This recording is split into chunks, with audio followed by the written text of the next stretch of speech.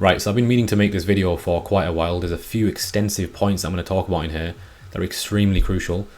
The whole video is going to be pretty extensive, so do have your notepad and pen ready, because the points that I'm going to cover in here could save you. And I'm not exaggerating when I say that.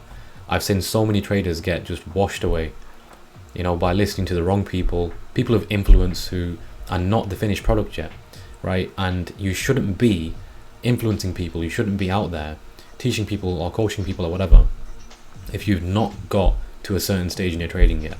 Trading at scale, sustainably, for a long enough period of time, you know, and you have to be secure in yourself. You have to be someone who's confident and secure in yourself, and not just changing the message that you give to the public space so frequently. And this happens through many different people of influence in this space, in the retail space today, which is why so many traders up and coming are getting corrupted through these damaged perceptions, these damaged beliefs, these damaged ideologies, which are not coming from a place of substance. So the purpose of this channel and this video entirely is to just squash all of these damaged theories and ways of thinking, because it is corrupting traders. And if you want to genuinely make something of yourself and you want to get far in this game, then just listen to this video with an open mind is all I ask. Now, the sole premise of this, I've heard it many times. What traders do is they'll say, well, if I fix all of my technical issues, then psychological issues will cease to exist. Anybody who says that to me, I know they've not traded at large scale. It's just crystal clear. It's fundamentally impossible to trade at scale without addressing your psychological state. There's nobody that I know that has traded a genuine high level of capital and has done so for a period of time that can turn to me and say, I never once focused on my mindset. I've never met anybody like that. If there is someone out there, please leave a comment, right? Because you are an anomaly and you're a prodigy. And again, I'm not going to be naive and say there's not one single person on the earth that has done that, but I'm yet to meet them, right? And if we're talking statistically and we're talking on a larger sample base, 99.9% of people have to work on their mindset if they're going to be trading at scale. And the reasons for that I'll explain in this video, because there's a much bigger fish, there's a much bigger thing at stake here than just your trading system. We're not even going to talk about that in this video because it's so pointless. So I've got a couple of notes here, and these are from messages that I've had sent to me. Psychological issues are solely due to lack of technical understanding. Another one, psychology is a hoax. If you know your technicals, you shouldn't have psychological issues. Another one here, if I fix my technicals, I won't have to deal with psychological issues. See the same message here again, right, from different people. So in my mind, I'm thinking, right, if that's so, then knowledge equals success. And that's only true to a certain degree, and that's why I've got the ladder there. A certain portion of this ladder here that we've got, as we can see, in this element, your knowledge equals success. But it gets to a point where you hit a plateau, and your knowledge of the market now essentially becomes irrelevant. And there's knowledge of other things that you must have, and there's an action you must take towards something else, which is actually going to make the difference, which I'll talk about. But your brain is a supercomputer. Whatever you code into it, it will view the world and the environment in this case, the foreign exchange markets, with that lens, with that perspective. Whatever you code into it, that's how your brain is designed. It's a survival machine. So if you've coded into your brain that the more knowledge I obtain, the more success I will have, and if something goes wrong, it's a knowledge issue, it's going to view the market from that premise. It's going to see, well, if you went wrong somewhere, because how we primordially, instinctively, and also evolutionarily designed as human beings, if we lose something, biologically we're wired to perceive that as death, by the way. If we look back in time, evolutionarily, how do we perceive that we're wrong? Let's look at the school system as an example. The school system, which everybody goes through, teaches you from a young age, brainwashes you into thinking that mistakes mean that you're dumb. It's a measure of your intellect, it's a measure of your intelligence, which is not true. We know that when we come into the real world, the mistakes are compulsory for success. Without mistakes, you can't get anywhere. So the school, on the other hand, teaches the opposite. It brainwashes you. If you get a certain grade lower than somebody else, you're more stupid than them. We're wired that way, and our brain's very moldable at a younger age. And if at those younger ages we've perceived winning and losing that way, how do you think we're going to perceive winning and losing in the market? That, okay, if we lose a trade, we must have done something wrong. This is what I don't agree with these SMC traders today, the ideologies that they teach. Not the system. I've not even looked into the SMC system. I'm not even bothered about it because I've got my own edge. I don't need to entertain another person's system. But one thing I do know is ideologies here, ways of thinking, schools of thought for a second. In that, if you've lost a trade, there's something that you've done wrong. There's somewhere that you've gone wrong. Not taking into account the millions of variables that are present in a market as abundant as the foreign exchange markets, but there's so many things going on at once. You can't get it right every single time. Some of the best traders in the world know this. I'm not going to go into that anyway, but that's my point with that, right? Maybe I'll do a separate video on that, because I definitely need to. A lot of people are getting corrupted with that way of thinking. So what will happen here now, if we're perceiving the market in a way where if we lose a trade, that we're wrong on something, if we win a trade, we're right. Your trade never played out because you're a technical analysis, and it's very important to understand this. Just because you made money in a trade doesn't mean you made money because your TA was right. It's just because you're on the right side of volume on that side. That's it. The goal as a trader is to be on the right side as many times as possible.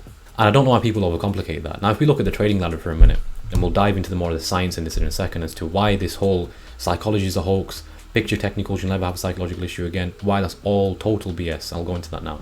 Everybody starts from ground zero. This is when they have a fresh lens in the market. Some people don't. Some people have come from a different system. But in this hypothetical case here, we're starting with someone who's never touched trading before, and it's their first time. So they're viewing the market from a fresh lens. Now remember, people come into trading with a broken mindset for trading.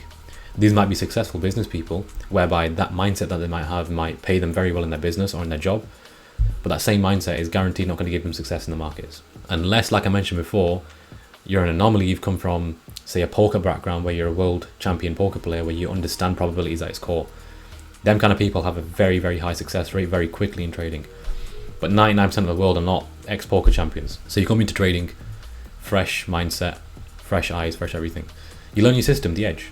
Concepts are super easy to learn, right? If you've got a good infrastructure, you're around the right people you're learning off are in a position that you inspire to be in, which is very important. People miss that out. They just look at, all right, don't care what they like, who they like, I just want to see what they're teaching me. If that can make me money, that's all I'm bothered about. And to most people that makes clear sense, but really and truly, if that person is not in a position that you want to be in, why are you letting them mentor you? Because a mentor is also a life coach as well as a trading coach or a skill coach. It's a very important point to understand, and people get sucked into the wrong infrastructures that are not built on strong foundations, that are built on essentially a house of cards, which does eventually topple. So system, you're learning your edge, concepts. I believe within 3 to 6 months with a good infrastructure, you can learn whatever is required to extract profitability from the markets.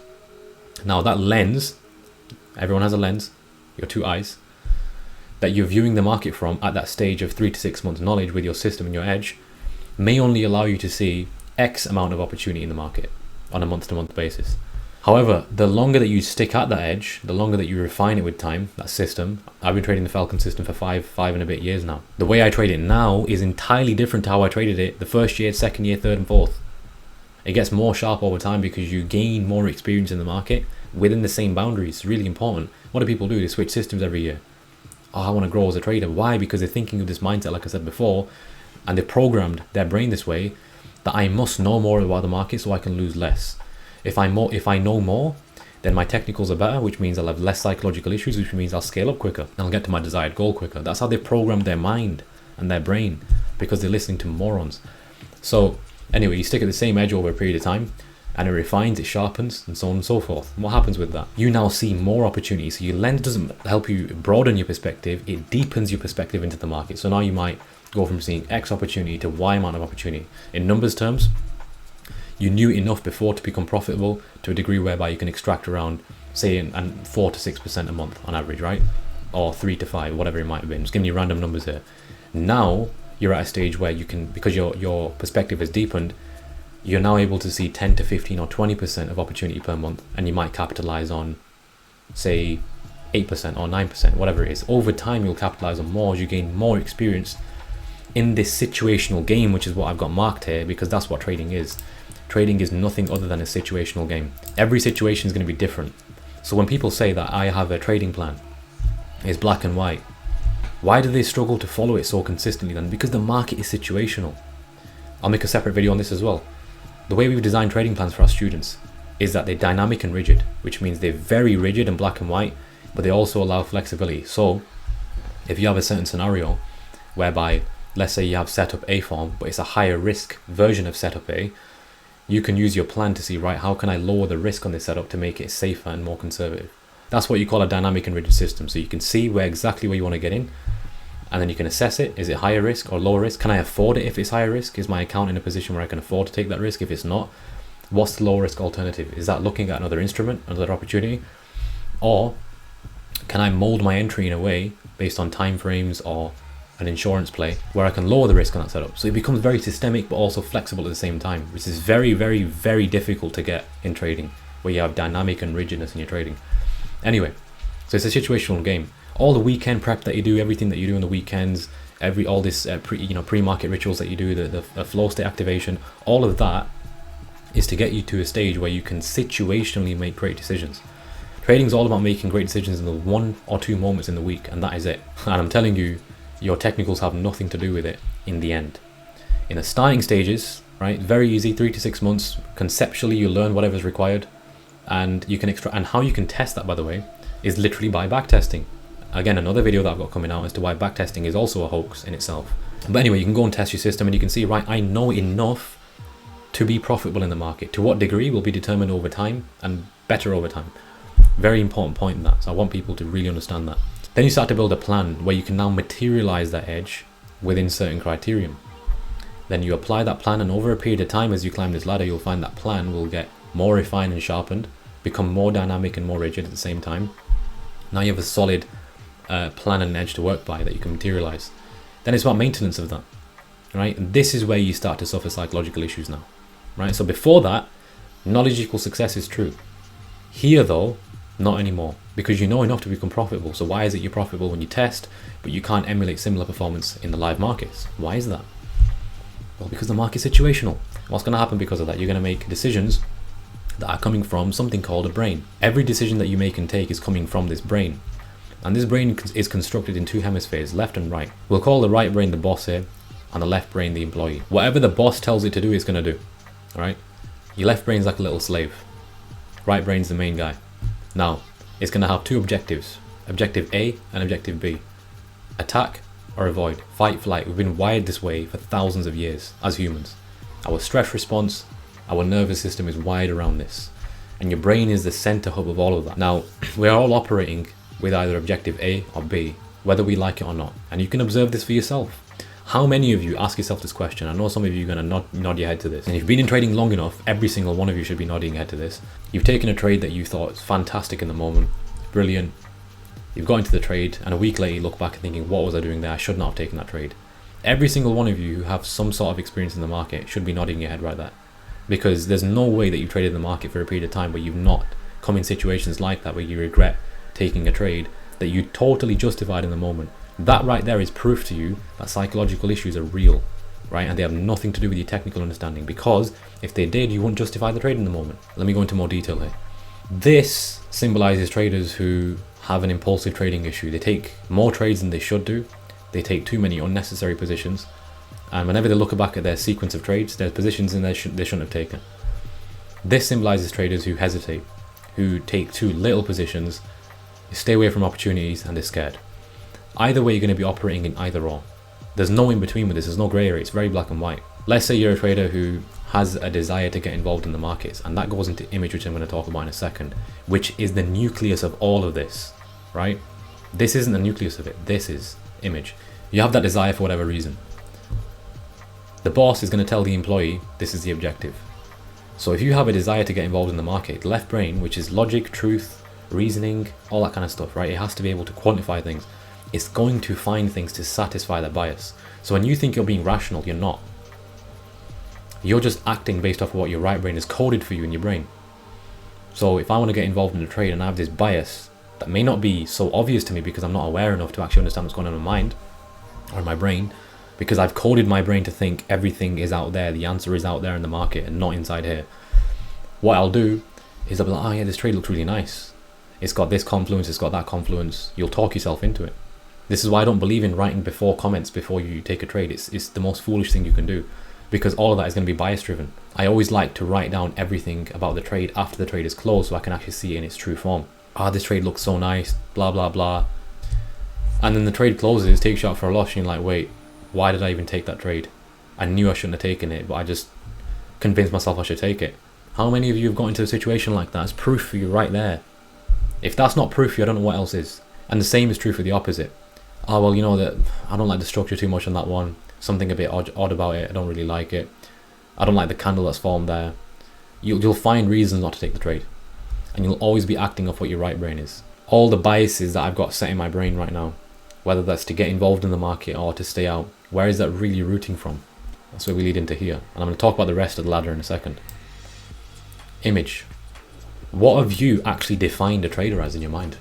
And by the way, all of that, as I said, that comes true in the moment of trading. So I'm not saying that you consciously sit there and you write and you say to yourself, if I don't take a trade, I'm not a trader. No, this is just the program that you're running by without even realizing that you're running by it.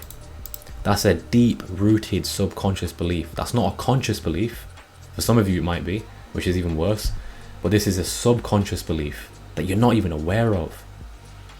Right? So all of your winning and losing beliefs are constructed growing up. This goes into psychosocial stages of development. Eric Erickson talks about this. I'll reference this on the screen somewhere. But your perception around winning and losing is literally shaped growing up, and you're not even aware of it. And all of that is translated and reflected into the markets. And most of you are too blind to actually see that because you're listening to the wrong people. And I'm saying this because I've learned the hard way. So I don't care if anybody takes this information and gains something or loses something. I'm just putting this out there because I feel like it's my obligation to do so. If I don't trade, I'm not a trader. I have missed 10%. I must make something now, otherwise I'm a failure. You might not be consciously saying that to yourself, but your subconscious system is operating by that belief system. Why is everybody else capitalizing on that trade and I haven't? Again, insecurity. Right? A lot of traders are insecure, they don't realize it. That's a massive issue. I don't know why people aren't talking about this. So whatever you've defined being as a trader as will come out in the moment. Let's say you've missed a few trades, as I put here, second point, I've missed 10% or whatever, and you feel a desire to get involved in the market. That's because you fear being inadequate. Maybe because you are felt inadequate in your earlier years. Who knows? I don't know. Right? It could be different for anybody, but you're seeking validation, you're seeking adequacy in the markets. And the way you're doing that is through winning. And that's so dangerous because you think if I don't win, I'm inadequate. And if I do win, I am adequate. Right? And that's so dangerous. Until you become aware of it, of course. Why is everybody else capitalizing on that trade and I haven't? Maybe you got left out when you were a child, right? There was times in your childhood growing up where there was certain occasions or events that you really wanted to go to with your friends, but you couldn't. I mean, I'm just giving basic examples here. The list goes very deep and it's very individualized. I'm not a clinical psychologist. I'm just talking from my experience of coaching people and even myself. It's very situational. It's very individualized to a trader. It could be different for everybody, but I'm giving you basic examples here. These belief systems are rooted. Now, if your image, right, that you want to recreate, and you see that, right, a 7-figure trader version of me does this and this, but you're doing the complete opposite, so your actions don't match your image. Why does knowing any of this even matter anymore now? You can know all of this, but until you fix this, most people have a broken image when it comes to trading. They don't realize it, and that's usually because that's been molded into them by society. If you don't fix that, then none of this actually matters. It's like a fighter going into a ring, not confident, having learned all the best techniques in the world, but he's not confident. In his mind, he thinks, well, if I lose this match, that's me over, I'm finished. If you study the best athletes, they don't care. They just focus on winning, that's it. They come back after a win again and again and again and think, right, next time I'm going to smash it, next time I'm going to smash it. They don't think if I lose, my life is over. Many traders think that way, and we're biologically designed that way to think that if we lose money or something close to us, that we actually link that towards death psychologically. That's proven in science. You can go and read that yourself if you don't believe me. Maintenance of that plan. There's going to be situations that you encounter in trading that you mess up in and you slip up because of your desires and you give in. So if your image is someone who, example that I just gave, where you need to be involved in the market, otherwise you're not qualified as a trader in your mind because you can't see other people making money and you're not, and you think that if I don't take a trade in this week, I'm weak or I'm too hesitant or there's something wrong, right? Let's say you've constructed that mental image of yourself. There could be trading setups in the week, and this happens to me all the time, that meet the plan but they're of high risk, and you know you shouldn't take them. Yeah, what happens? The boss over here has an objective: attack. You need to get involved, because what's going to happen is this broken image of yours that you're not aware of is not going to get fulfilled, because if you don't take a trade, you're not a trader. If you don't get involved in the market, you're not a trader, or that you're doing something wrong, or you're missing out on something, or you're not making money, which means you're not moving forward. That's how you translated it and coded it in your mind. A lot of you, especially the men out there, right, because men are more wired this way compared to women as well, and this is again proven, not my opinion, in that if we're not providing or protecting, then we're inadequate, we're emasculate. That's how we feel. So if we're not taking a trade, we're not doing something, we're not progressing. Where in trading, it's the opposite. Staying out of the market at the right times will help you progress quicker and make money quicker. This is so important. If you focus on getting rich slow in the market, you'll get rich quicker. Many people are not taught this for many reasons which are obvious. I have to get involved in the market, let's say. You're going to get involved. That's the program that you've set for yourself. So you've got to ask yourself, who are you, right? What are you actually performing like? So when you're in a situation where you're like that and you think, I'm not taking trades, it's Wednesday or Thursday, I'm not taking any trades, I've not made any money this week, I've taken a couple of losses, I must be doing something wrong. Boom, you go down a whirlwind. I don't care how systematic your plan or your system is. Everybody goes down this route. And if you haven't, you're either lacking experience or you're lacking trading on capital, which is the next stage. Applying that now on larger capital, because now all the things that you missed out on growing up, all the situations that you had that you couldn't fulfill because of money, now money becomes real. Now it's not about how much you can lose that scares you, it's how much you can make that scares you, because you're like, how can I handle that? What if it's luck? So now you can get my point when I say that. And people come to me and say, oh, you know, all my issues psychologically technical related. I know they're not trading a substantial amount of capital. I just know they're not. Like, trading 100k F2 count is not pressure. It really isn't, because you can just get that back with a simple fee. Most of you are working a job where you've got a consistent income. The assessment fee doesn't mean nothing to you. You can just refill that account. That's not pressure. It's totally different. Real pressure is trading 6 figures plus in capital of investor capital, where you know if you mess that up, you're not getting that again. You've only got one chance, if you like. So anyway, going to stage 4 here, capital and application. You'll come across all sorts of thoughts and beliefs. Have I worked hard enough for it? What if this is a fluke? What if I'm just performing well now and then I mess it up later? It's different for everybody based on them, how their mindset is constructed, based on their childhood upbringing and also social upbringing as well. So ask yourself these questions. They're very, very crucial. I know people that know far more than me on a technical basis, but they can't trade to save their life. They can't even trade Pokemon cards. So these points are crucial.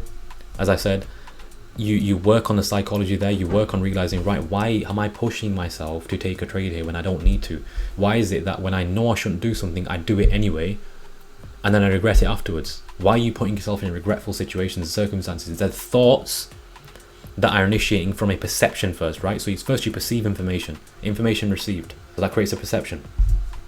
That perception generates certain thoughts. Those thoughts have an emotional charge, which then lead to emotions forming. And emotions motivate you to take a certain action, and that action then leads to a particular created reality. If you're experiencing the same realities, because your thought processes have not changed. It's as simple as that. It's not rocket science. It's not a complicated maths equation. It's extremely simple. So what are those thoughts that are recurring for you? Ask yourself, and they will always be related to your image. Well, you know, I shouldn't take this trade, but there's something about it. I don't want to be a perfectionist. I might as well take it, because if I don't take it and it goes on to make me 15%, I don't want to look back and regret that and think, well, I didn't get involved because I was being a perfectionist, I was being weak-minded, so I'll just get involved in the trade. One loss doesn't hurt, I accept it. And you have the same thought process for the next 5 trades. You look in hindsight, you've taken 5 losses in a row. And because you're involved in them trades, you missed out one great quality trade that would have banked you 25%. You could have been from -5 to 25%. That's a 30% difference just by maintaining this. That's not proof for you. I don't know why it is. And stage 5, you maintain and build wealth, invest into assets and all kind of stuff, and your life is complete. Now you see, most people that you're listening to are in this stage. And this is my point. This is why I come on YouTube and do these videos. I never wanted to make a YouTube channel in the first place. But I'm fed up of seeing it. I'm fed up of seeing people just led down the wrong path, led astray. People who are genuinely committed, young, right, at times as well. They're fresh into the space and they're just getting brainwashed. Right, take it from me. I've got experience in the game. We've got a solid infrastructure at Falcon. But we're not the only place that you can learn. But obviously, if I'm a coach here, I'm going to vouch for it. Straight up. Whether you call it biased or not, I know when something's right. I left college. First place I found was Falcon. And I've stuck there. And I've mastered the edge as best as possible. And I'll continue to master that till the end of time. Right? And I wouldn't have stuck around here if the infrastructure wasn't strong. But again, we're not the only place you can learn. My point being though, you need to be listening to people who've got experience in the game, who are trading at capital. I've had people ask me my track record all the time. And one thing I want to make very clear on here, I will never ever in a million years post my track record, ever. It's the most foolish thing I could do. If you cannot use your common sense, right, and your God-given intellect to see what is right and what is wrong, a track record is not going to solve that for you. I've had many instances like that. I've had an instance in the past, and this is where I've learned from. I've actually shown someone my track record, and I got told it was faked. What can I do? You know, you can never please everybody. So if you require a track record to validate this information, you're not using your brain and actually understanding what I'm saying here. If you're going to be sat there waiting for my track record for the rest of your life, you'll be one of these people Same as what I'm talking right now, where 4 or 5 years down the line, you're still in this rut, thinking that you're progressing, you'll become a lost soul. And I've seen that with too many people, and it is really, really sad, because everyone wants to make money, but people just don't go towards the right infrastructure. They don't listen, they don't use their brain, they don't use common sense, right? So what I'm trying to give here, I don't gain anything by this, I don't lose anything by this. I'm just putting this out here so anybody who's got the sense can use it and assess their environment a lot better. Yeah, that's really it. So hopefully you guys took something from this. Let me know down below what you took away if you're one of these people, and I look forward to more videos.